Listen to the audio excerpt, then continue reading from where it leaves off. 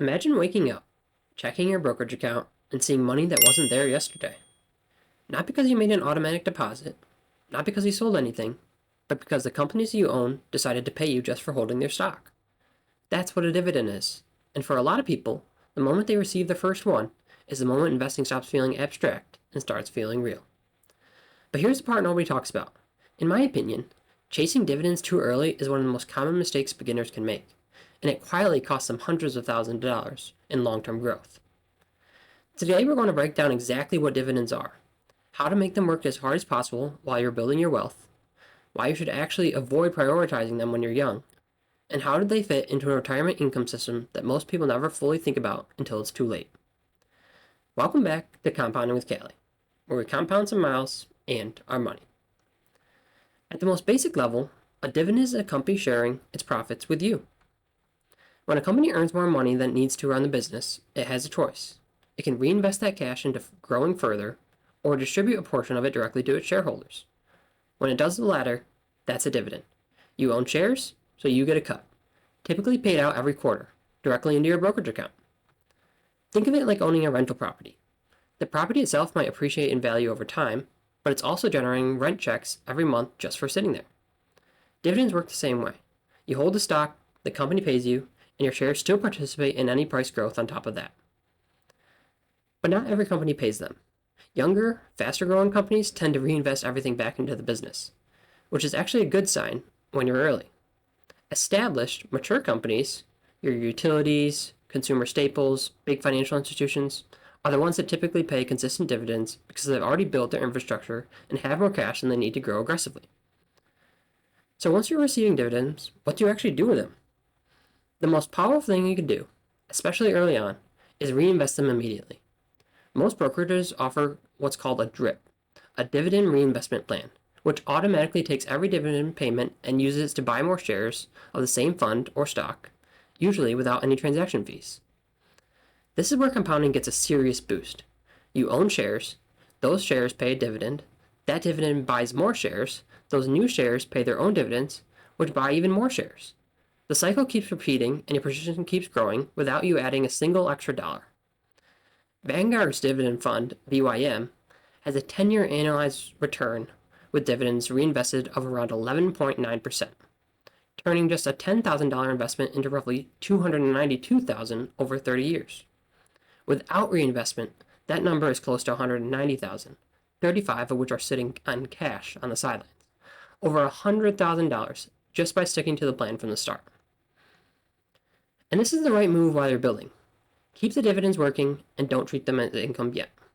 But here's the part that might be confusing about dividend stocks. Although a great investment tool, when you're young and you're in the accumulation phase, dividend-focused funds are actually not where your money should be concentrated for significant growth.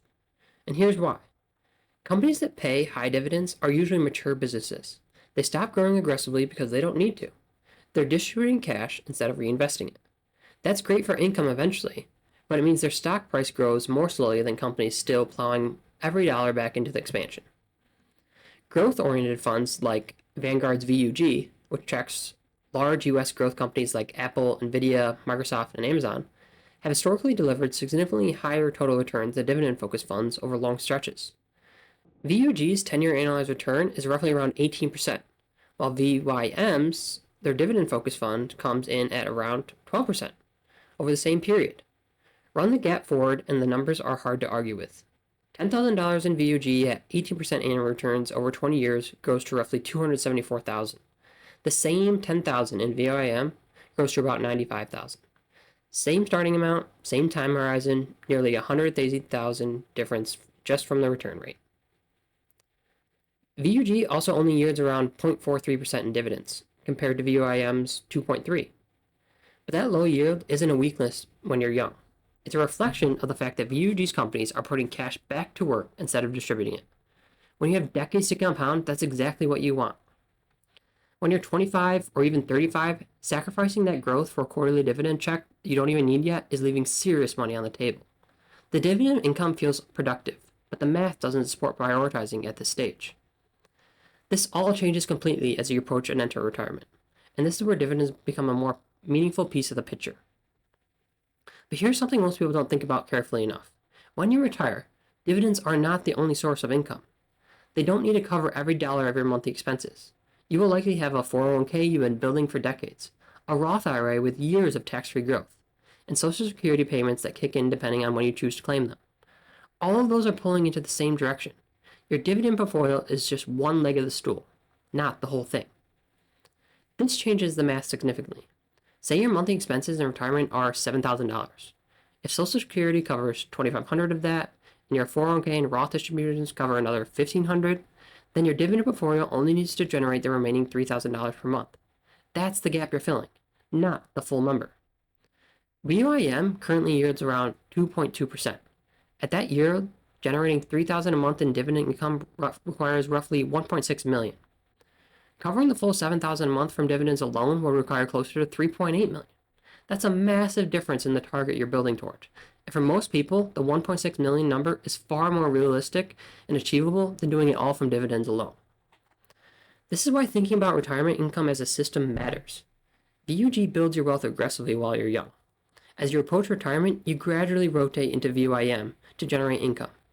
Your 401k, your Roth IRA, and Social Security fill in the rest of the picture. No single piece has to carry the full weight. So here's the full picture.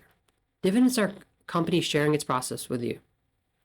Early on, you reinvest every single one of them and let compound do the work without touching them.